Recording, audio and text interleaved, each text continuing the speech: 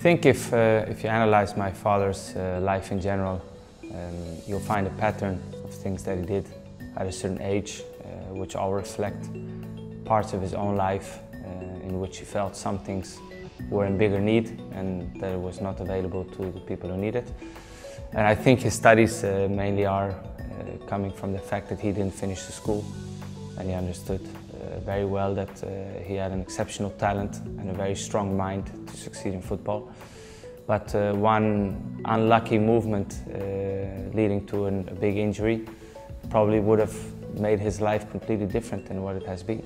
And I think he always understood that in life it's always important to have more plans than just one, more strategies than only one.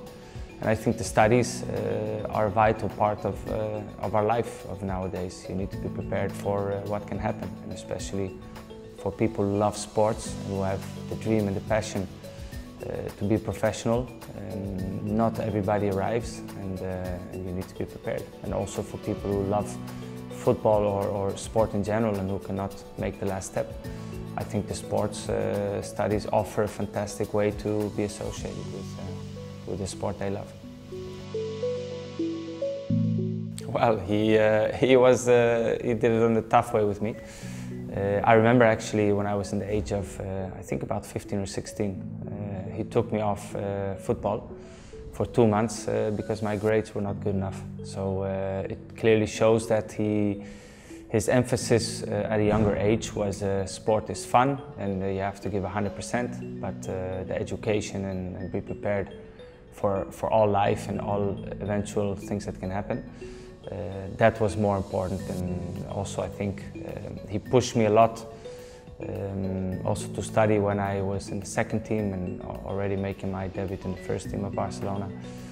Still I went to university to study business management course at that time, many years ago. And today I think that course helps me in my current job. They call it black hole, and the truth is, for many it's a case of financial problems, but also for many it has nothing to do with finance. It's just that your daily routine from a small age, probably from 11, 12, you're training every day in your sport, you grow, you get better, you get in the routine, team sport, the dressing room is a special place to be, but especially when you wake up in the morning and you know that at 9 o'clock you have to be there, at 10 o'clock your training starts, at 1 o'clock you have this, in the afternoon gym session or another training.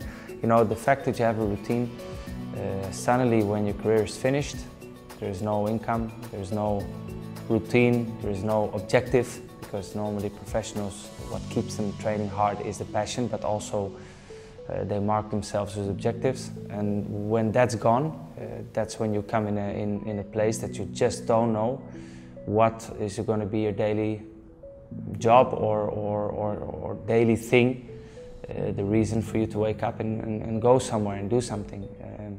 Sport guys or sport people are used to discipline, are used to activity. And when that's gone, suddenly you find yourself not knowing what you want to do or what you can do. And I think the studies obviously offer help. So while you study, you already know what part of it is the specialty you would like to continue in.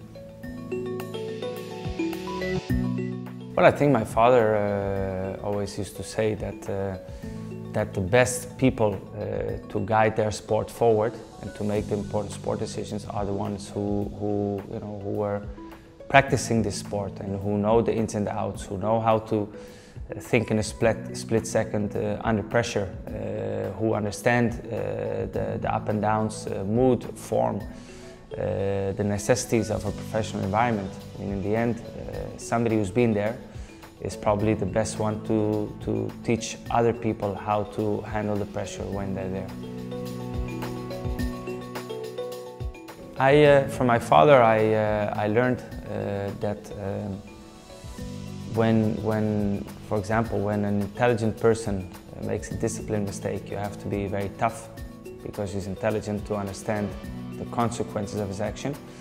And the other ones who are less intelligent, who are younger, who are a little bit more naive, with them you have to be much more understanding and helping them and make them understand what they did wrong, not just by punishment but by understanding. And also my father always told, when I had some doubts about a certain situation, he always told me to follow my intuition and do what I thought was humanly correct and also, of course, professionally correct. And I've always followed that. And the truth is, when you feel 100% that you did morally the right thing, then even if it turns out to be a mistake, it's never really a mistake. I think man management skills, understanding. I think everybody sort of knows what to do. The young athletes or the young sporters, they already have the inner passion, they have the discipline for the work.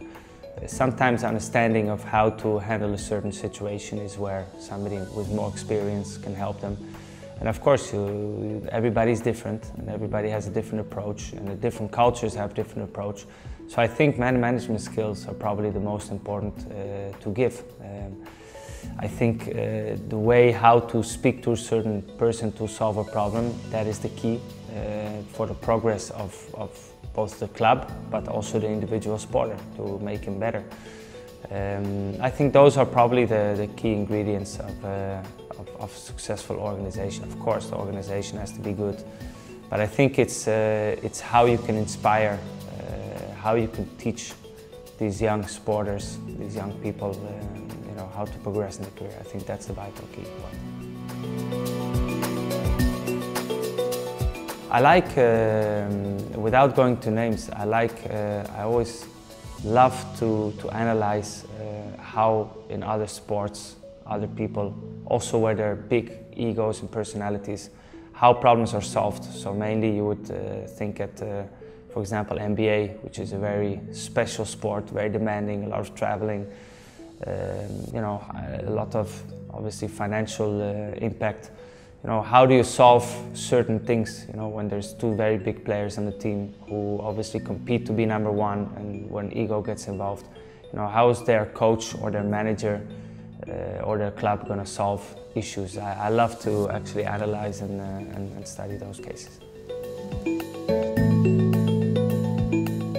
I think it's a lot of hard work by many people, normally not the visible ones. My father is visible because of who he was, his aura, his energy, but of course there's a lot of people who work behind the scenes to make this possible.